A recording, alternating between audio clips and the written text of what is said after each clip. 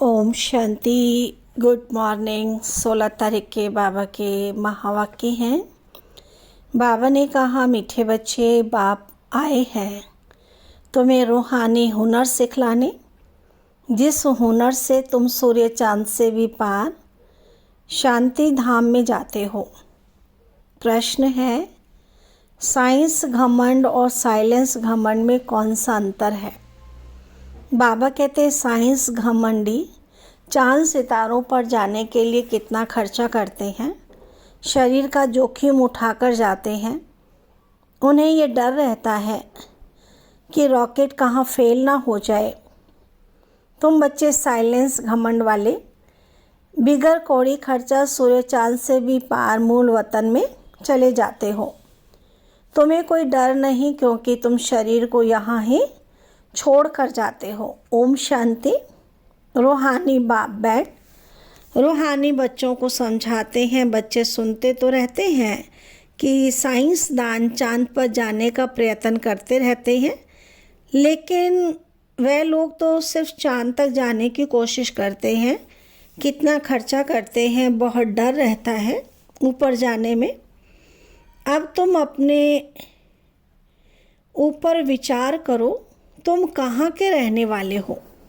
वह तो चंद्रमा की तरफ जाते हैं, तुम तो सूर्य चांद से भी पार जाते हो, एकदम मूल वतन में। वो लोग तो ऊपर जाते हैं तो उनको बहुत पैसे मिलते हैं, ऊपर में चक्कर लगाकर आते हैं तो उनको लाखों सौगातें मिलती हैं। शरीर का जोखिम रिस्क उठाकर जाते हैं।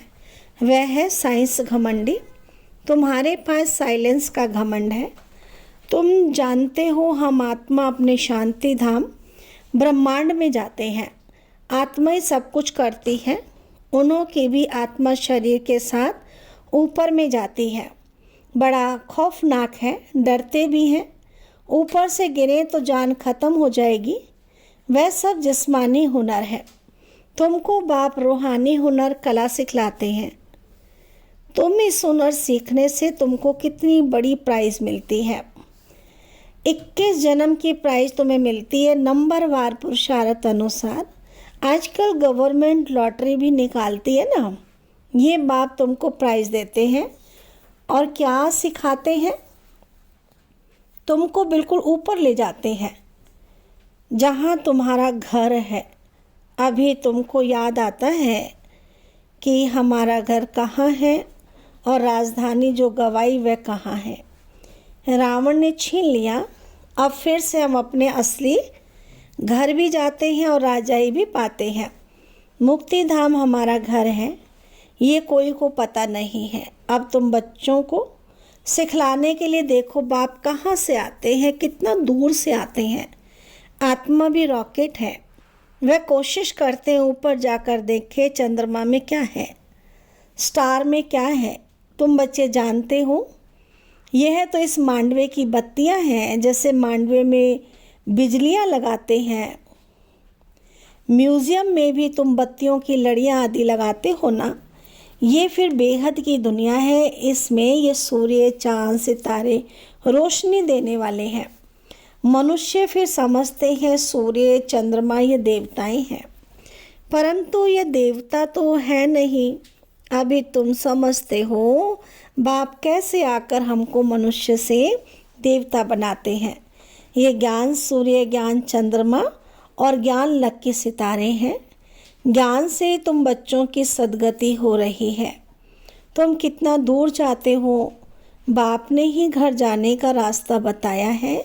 सिवाय बाप के और कोई भी वापस अपने घर जा नहीं सकते। बाप जब आकर शिक्षा देते हैं तब तुम जानते हो। ये भी समझते हैं हम आत्मा पवित्र बनेंगे तब ही अपने घर जा सकेंगे। फिर या तो योग बल से या सजाओं के बल से पावन बनना है। बाप तो समझाते रहते हैं, जितना बाप को याद करेंगे उतना तुम पावन बनेंगे। याद नहीं करेंगे तो पतित ही रह जाएंगे। फिर बहुत सज़ा खानी पड़ेगी और पद भी भ्रष्ट हो जाएगा। बाप खुद बैठ तुमको समझाते हैं, तुम ऐसे ऐसे घर जा सकते हो। ब्रह्मांड क्या है, सूक्ष्म वतन क्या है, कुछ भी पता नहीं। स्टूडेंट पहले थोड़ी कुछ जानते हैं, जब पढ़ना शुरू करते हैं फिर नॉलेज मिलती है। नॉलेज भी कोई छोटी कोई बड़ी होती है। आईसीएस का इम्तहान दिया तो फिर कहेंगे नॉलेजफुल, इससे ऊंच नॉलेज कुछ होती नहीं। अब तुम भी कितनी ऊंची नॉलेज सीखते हो। बाप तुमको पवित्र बनने की युक्ति बताते हैं कि बच्चों मामे का याद करो तो तुम पतित से पावन बनेंगे। असल में तुम आत्माएं पावन थी, ऊपर अपने घर में रहने वाली थी। जब तुम सतयुग में जीवन मुक्ति में हो तो बाकी सब मुक्ति धाम में रहते हैं। मुक्ति और जीवन मुक्ति दोनों को हम शिवालय कह सकते हैं। मुक्ति में शिव बाबा भी रहते हैं, हम आत्माएं भी रहते हैं। ये रूहानी हाईएस्ट नॉलेज है। वह कहते हैं हम चांद के ऊपर जाकर रहेंगे। कितना माथा मारते हैं, बहादुरी दिखाते हैं, इतने मल्टी मिलियन माइल ऊपर जाते हैं, लेकिन उन्हों की आश पूर्ण नहीं होती है और तुम्हारी आश पूरी हो जाती है। उनका है झूठा जिस्मानी घमंड, तुम्हारा है रूहानी घमंड। वे माया की बहादुरी कितना दिखलाते हैं। मनुष्य कितनी तालियां बजाते हैं, बधाइयां देते हैं, मिलता भी बहुत है, करके 5-10 करोड़ मिलेंगे।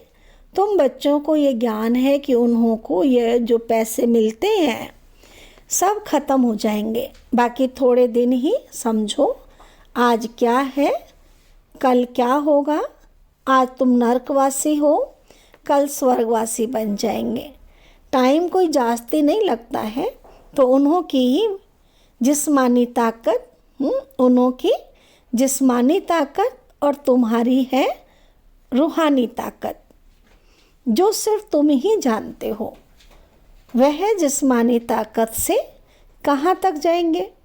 चांद सितारों तक पहुँचेंगे और लड़ाई शुरू हो जाएगी। फिर वह सब खत्म हो जाएंगे। उन्हों का हुनर यहाँ तक ही खत्म हो जाएगा। वह जिस्मानी हाईएस्ट हुनर तुम्हारा है, रूहानी हाईएस्ट हुनर। तुम शांति धाम में जाते हो, उसका नाम ही है स्वीट होम। वो लोग कितने ऊपर जाते हैं और तुम अपना हिसाब करो, तुम कितने माइल्स ऊपर में जाते हो। तुम कौन हो? आत्मा ही ना। तो बाप कहते हैं मैं कितने माइल ऊपर में रहता हूँ, गिनती कर सकेंगे? उन्हों के पास तो गिनती है, बतलाते हैं इतने माइल ऊपर में गए, फिर लौट आते हैं। बड़ी खबरदारी रखते हैं, ऐसे उतरते हैं, ऐसे उतरेंगे, ये करेंगे। बहुत आवाज़ होता है। तुम्हारा क्या आवाज़ होगा? तुम कहाँ जाते हो, फिर कैसे आते हो, कोई पता नहीं पड़ता है। तुमको क्या प्राइज़ मिलती है ये भी तुम ही जानो। वंडरफुल है, बाबा की कमाल है, किसको पता ही नहीं। तुम तो कहेंगे ये नई बात थोड़ी है। हर 5000 वर्ष के बाद अपनी ये प्रैक्टिस करते रहेंगे। तुम इस सृष्टि रूपी ड्रामा के आदि मध्य ड्यूरेशन आदि को अच्छी रीति जानते हो, तो तुमको अंदर फ़क्र होना चाहिए। बाबा हमको क्या सिखलाते हैं? बहुत ऊंचा पुरुषार्थ करते हैं, फिर भी करेंगे ये सब बातें और कोई नहीं जानते। बाप गुप्त है, तुमको कितना रोज़ समझाते हैं, तुमको कितनी नॉलेज देते हैं। उन लोगों का जाना हद का, तुम बेहद में जाते हो।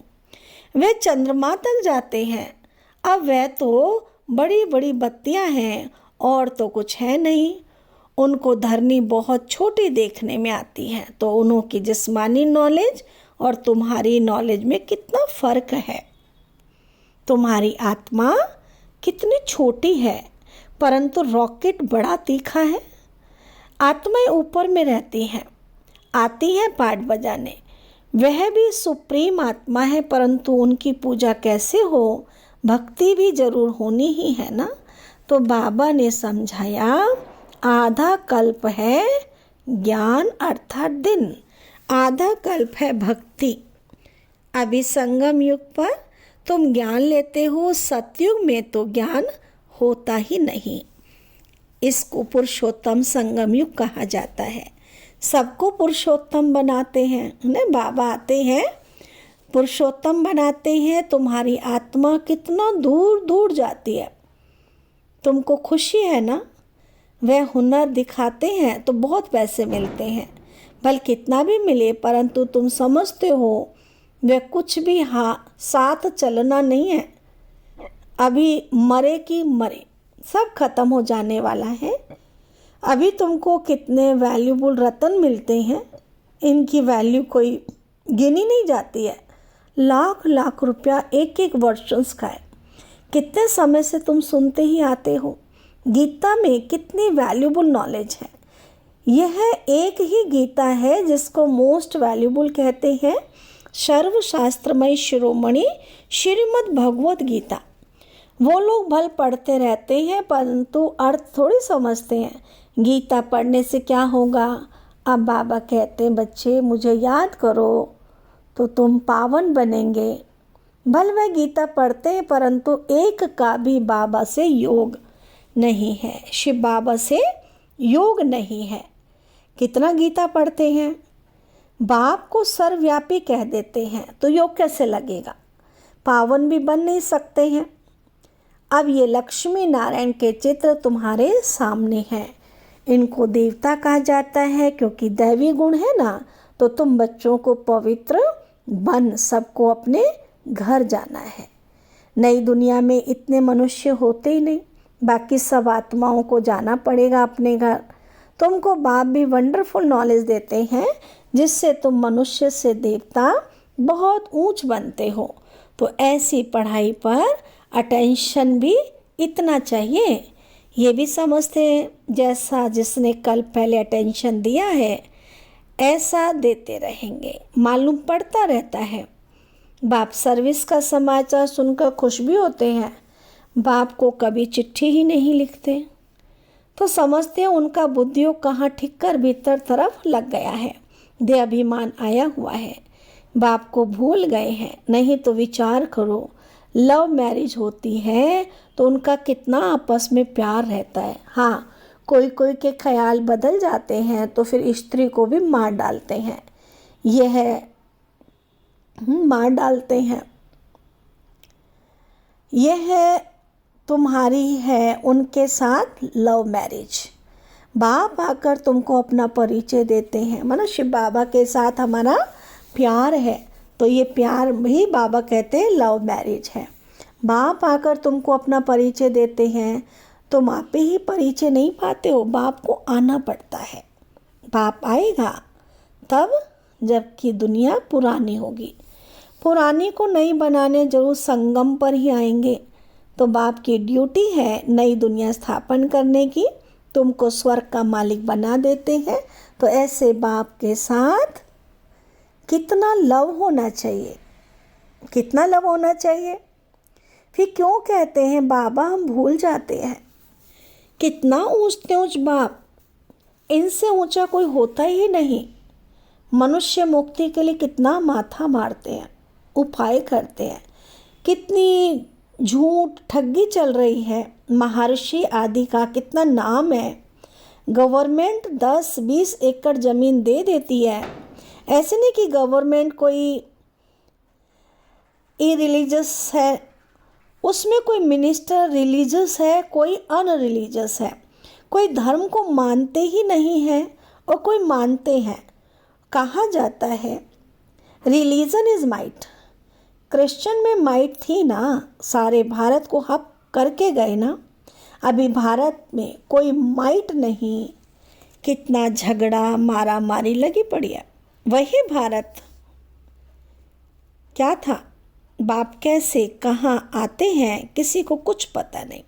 तुम जानते हो मगध देश में आते हैं जहाँ मगरमच्छ होते हैं। मनुष्य ऐसे हैं जो सब कुछ खा जाए, मगरमच्छ बन गए हैं। सबसे जास्ती वैष्णव भारत ही था। ये वैष्णव राज्य है ना, कहाँ ये महान पवित्र देवताएं और कहाँ आजकल देखो क्या क्या हप करते जाते हैं, आदमखोर भी बन जाते हैं। भारत की क्या हालत हो गई है। अभी तुमको सारा राज समझा रहे हैं, ऊपर से लेकर नीचे तक पूरा ज्ञान देते हैं।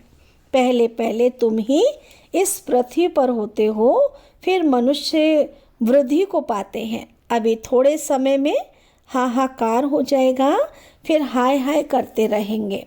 स्वर्ग में देखो कितना सुख है। ये एम ऑब्जेक्ट की निशानी देखो, ये सब तुम बच्चों को धारणा भी करनी है।